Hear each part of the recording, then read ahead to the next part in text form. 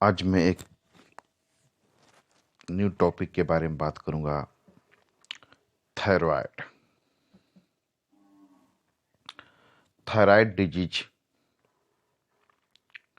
यह एक बीमारी है और ये बीमारी बहुत ही ज़्यादा लोगों को प्रभावित कर रहा है।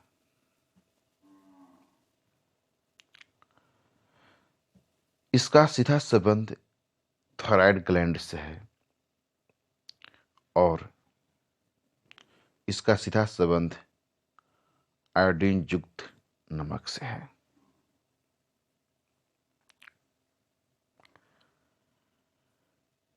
आयोडीन युक्त नमक thyroid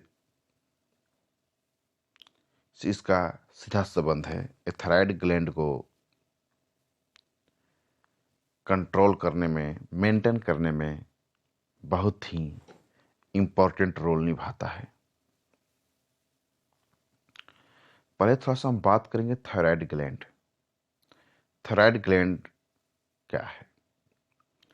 thyroid gland butterfly shape का होता है, मीन्स की तितली की आकार की होता है और ये गले के पास, नेक के पास होता है और इसकी कंट्रोलिंग पिट्यूटरी ग्लैंड के द्वारा होता है। जो थायराइड ग्लैंड होता है इसकी सीधा कंट्रोलिंग पिट्यूटरी ग्लैंड के द्वारा होता है।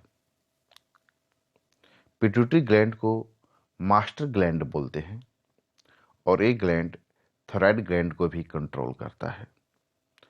थायराइड ग्लैंड से थायराइड स्टिमुलेटिंग हार्मोन रिलीज होता है और ये हार्मोन T3 और T4 ट्राईआइडोथायरोनिन, ट्राईआइडो टेट्राआइडोथायरोनिन दो पाया जाता है, T3 और T4, जिसकी कंट्रोलिंग TSH के द्वारा होता है। थायराइड जो हार्मोन होता है ये हमारे शरीर का सेल मेटाबॉलिज्म को कंट्रोल करता है।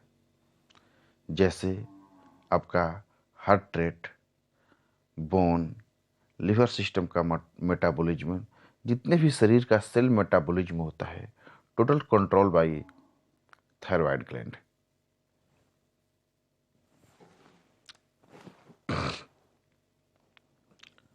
थायराइड ग्लैंड जो TSH का जो नॉर्मल वैल्यू होता है वो होता है 5 to 10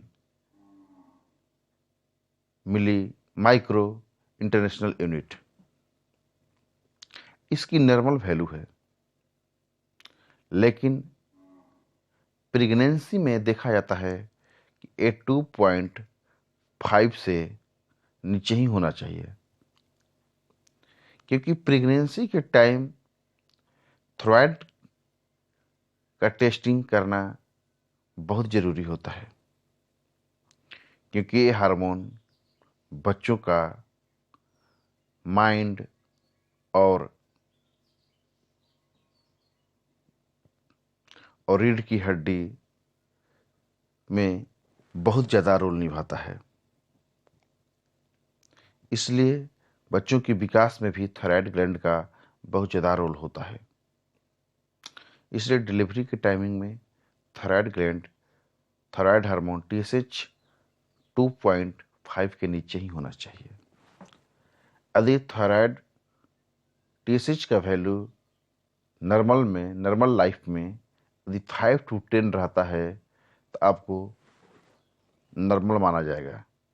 यदि उससे ज़्यादा होता है, उससे कम होता है नॉर्मल लाइफ में, तो आपको हाइपोथायरायडिज्म या हाइपरथायरायडिज्म नामक बीमारी हो सकती है।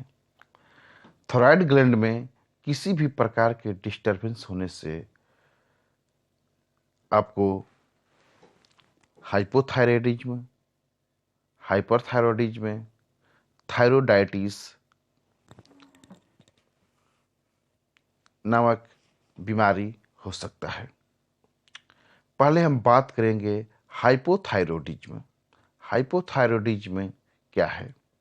हाइपो के मीन्स कि आपके शरीर में जो थायराइड ग्लैंड है हार्मोन कम रिलीज कर रहा है। इसका हम लोग कैसे पता करेंगे? इसके लिए पता करने का एक ही तरीका है, ब्लड टेस्ट। ब्लड टेस्ट से पता चलता है कि आपको क्या दिक्कत है, हाइपोथायराइडिज्म है, हाइपरथायराइडिज्म है। यदि हाइपो रहेगा तो उसमें हाइपोथायराइडिज्म में होता क्या है कि आपका टीएसएच का लेवल, जो टीएसएच हार्मोन है उसका लेवल हाई रहेगा और T3 T4 का लेवल डाउन रहेगा। हाइपो में से समझ में आता है कि हार्मोन कम रिलीज कर रहा है, सही बात है। उसमें हाइपो में क्या होता है कि हार्मोन शुरुआती टाइमिंग में रिलीज कम करता है, लेकिन बाद में वो हार्मोन बहुत ज़्यादा रिलीज करने लगता है। इसीलिए टीएसएच की जो मात्रा है वो ब्लड टेस्ट में ज़्यादा दिखाता है और T3 T4 का लेवल कम बताता है। इसको हम लोग हाइपोथायराइडिज्म बोलते हैं।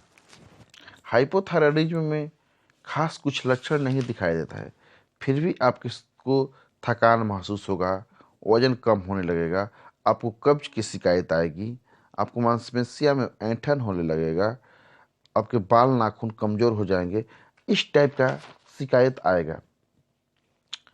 हाइपोथायराइडिज्म में किसी भी प्रकार का खाने पीने का आपको परहेज नहीं है, आपको किसी चीज़ को मना नहीं किया गया है। हाइपरथायराइडिज्म हम अगला बात करेंगे। हाइपरथायराइडिज्म क्या है?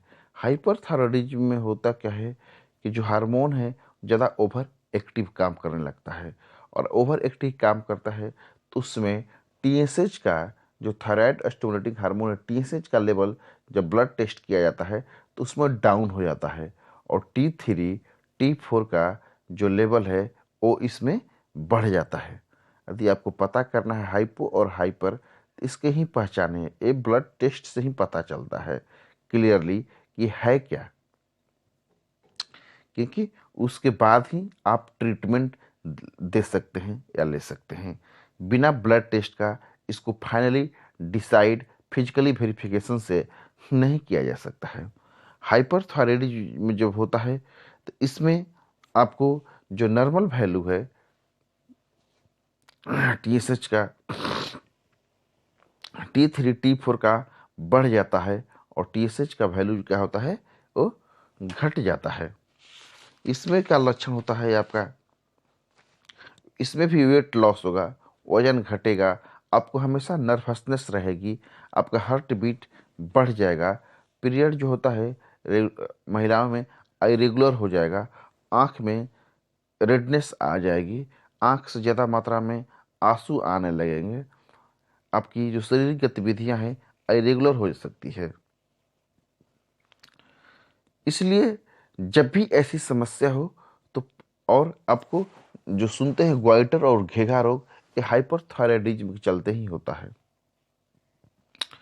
इसमें क्या होता है, जो गले में होता है, गले में सूजन आ जाता है, गले में क्या होता है, सूजन चले जाता है। जब भी इस टाइप का कोई शिकायत हो तो प्रत्येक 6 मंथ पर थायराइड का चेक कराते रहना चाहिए, जिससे पता चलते रहता है कि है क्या, क्या दिक्कत है, थायराइड जो हार्मोन है वो प्रॉपरली काम कर रहा है, प्रॉपरली काम नहीं कर रहा है। यदि आपको, और एक चीज़ आप समझ लीजिए कि जब भी थायराइड का इलाज चलता है एक कंटिन्यू चलता है, क्योंकि इसमें ऐसी कोई व्यवस्था नहीं है कि आप सीधा इसको ख़त्म कर सकते हैं। इसको एक ही तरीका है, इसको मेंटेन करना होता है। हार्मोन को क्या करना होता है, मेंटेन करना होता है। यदि कम हो रहा है तो उसको नॉर्मल करना होता है, यदि ज़्यादा हो रहा है तो उसको घटाकर नॉर्मल करना होता है। और इसका जो डोज भी होता है इसी हिसाब से कैलकुलेट किया जाता है कि कितना चाहिए डोज, ताकि इसको नॉर्मल किया जा सके।